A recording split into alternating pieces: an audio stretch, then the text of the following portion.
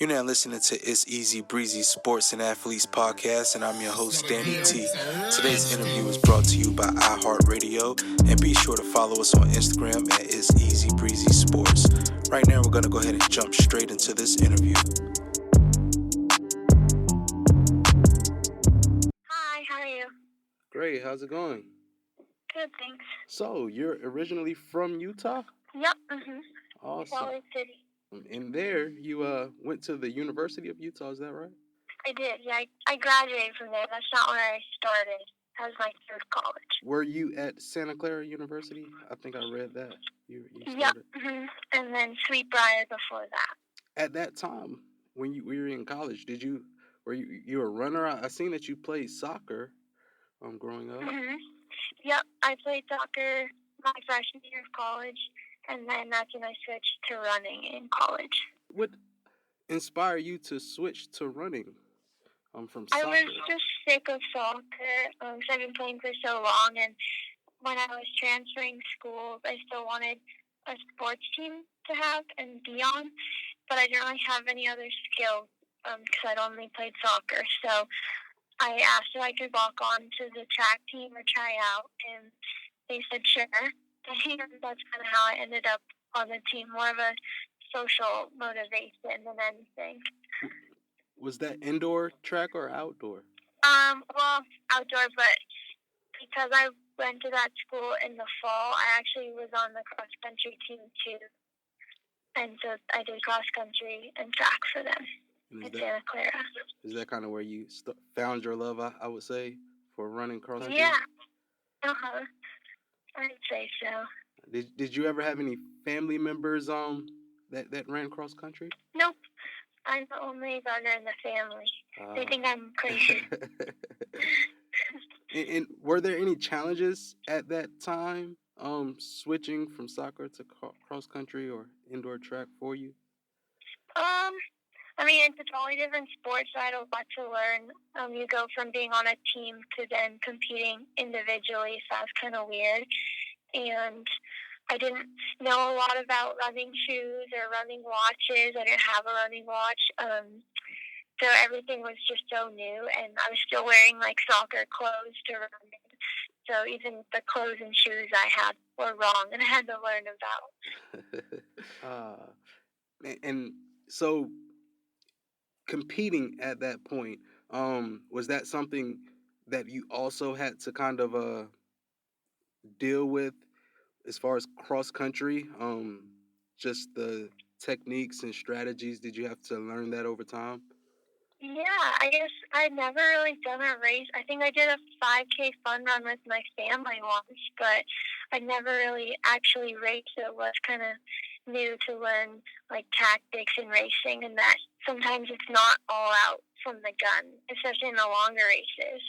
And there are strategies to it. So that was and continues to be one of the things I enjoy the most to learn about. Seems like even now too, with like mountain races, that's completely different than a road race strategy. Right. And what allowed you to turn professional after finishing school? What allowed me to? Yeah.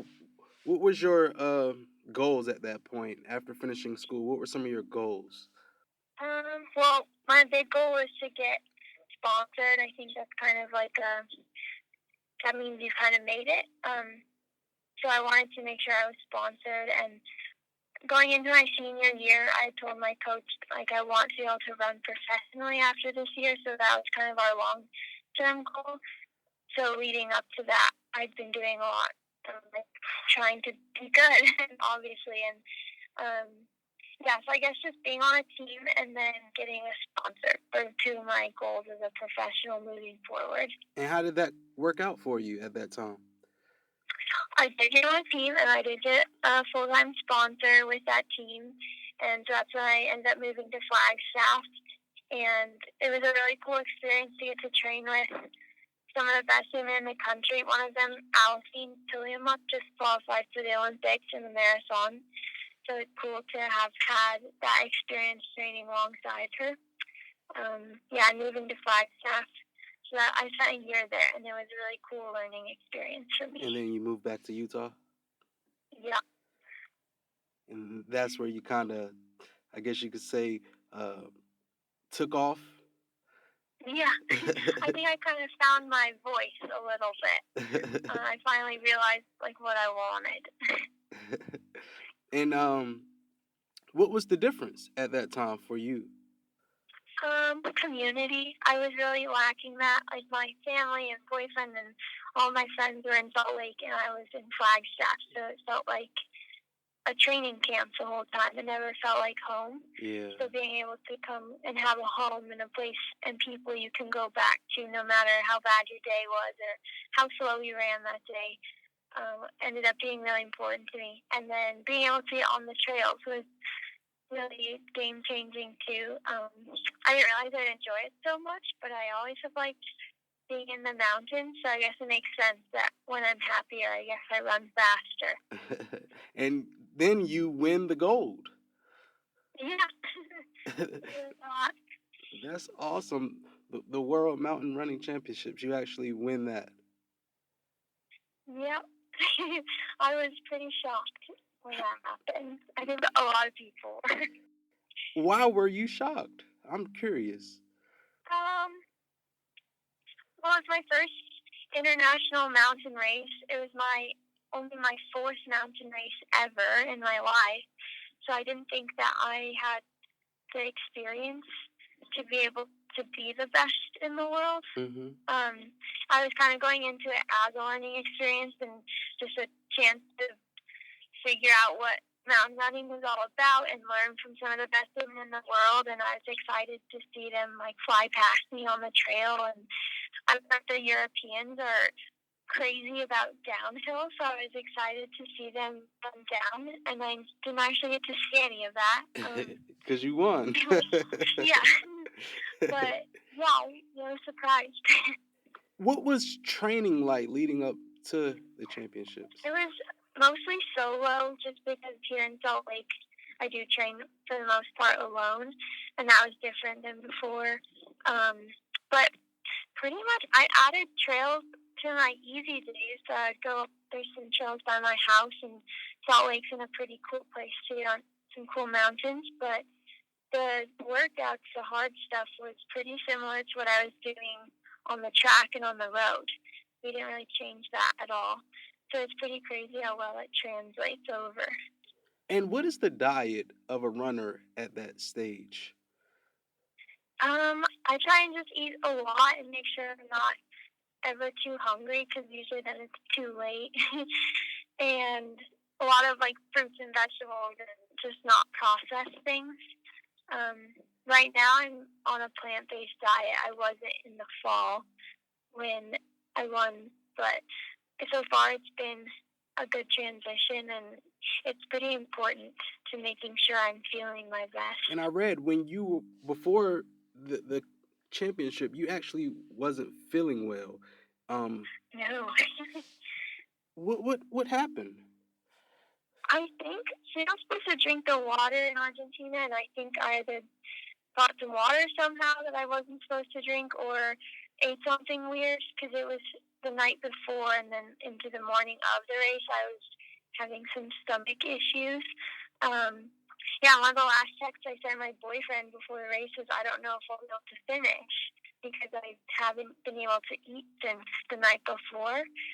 And he was like, okay, well, just at least try and start. So I was that added to the shock that I won, because I didn't even expect to be able to finish the race. Wow. Did you at any point during the race feel any side effects?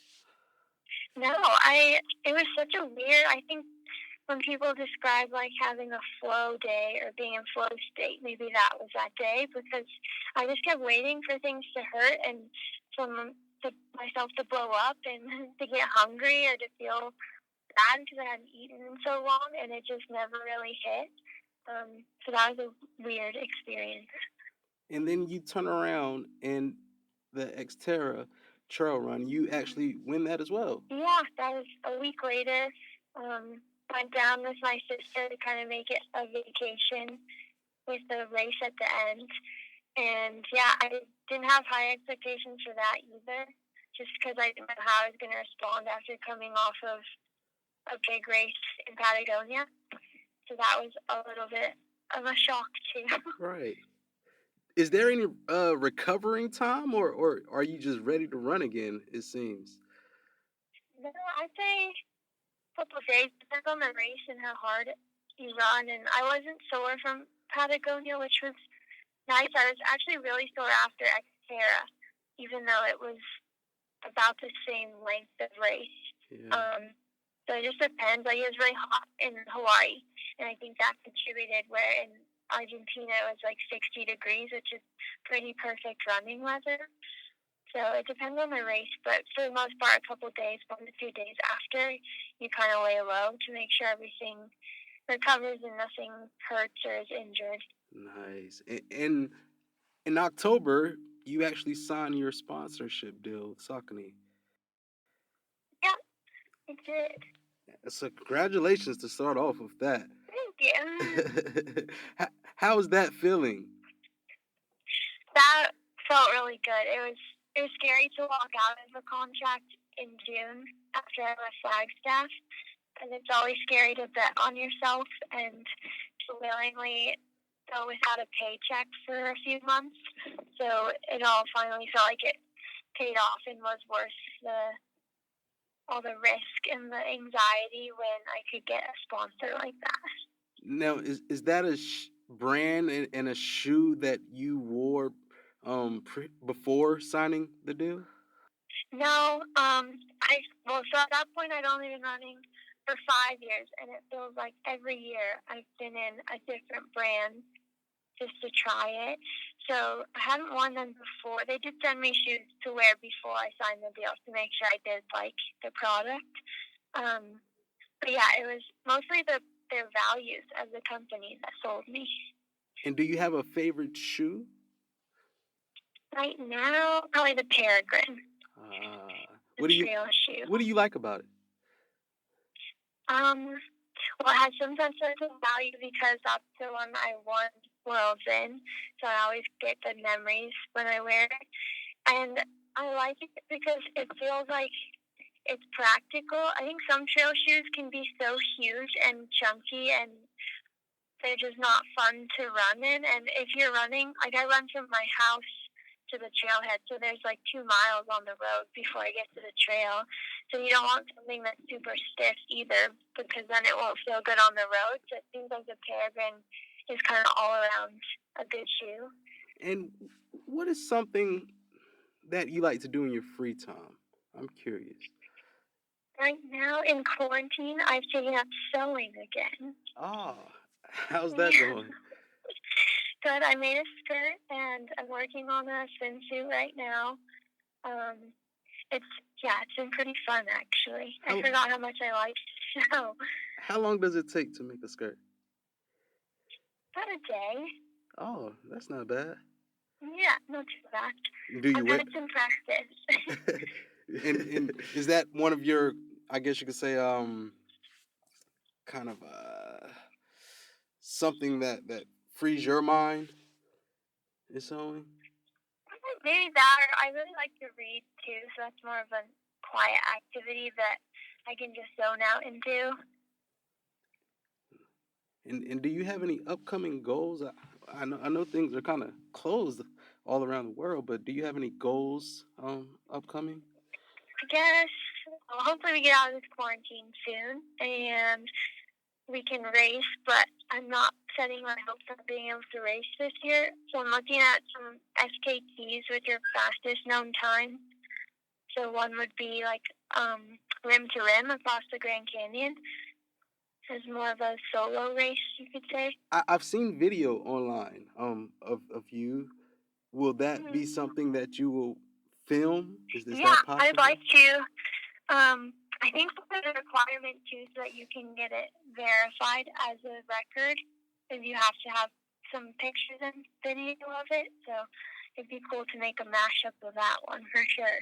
How can the audience find you on social media? Is it Grayson Racing_Grayson.com? Yep. And then my website is Grayson. So tried to make it easy. There you go. Thank you so much, Grayson. Yeah, thank you. Thanks so much for having me. Well, that's going to do it for today's show. For more information about our guests, you can head over to itseasybreezysports.com, and please be sure to follow us on Instagram at itseasybreezysports.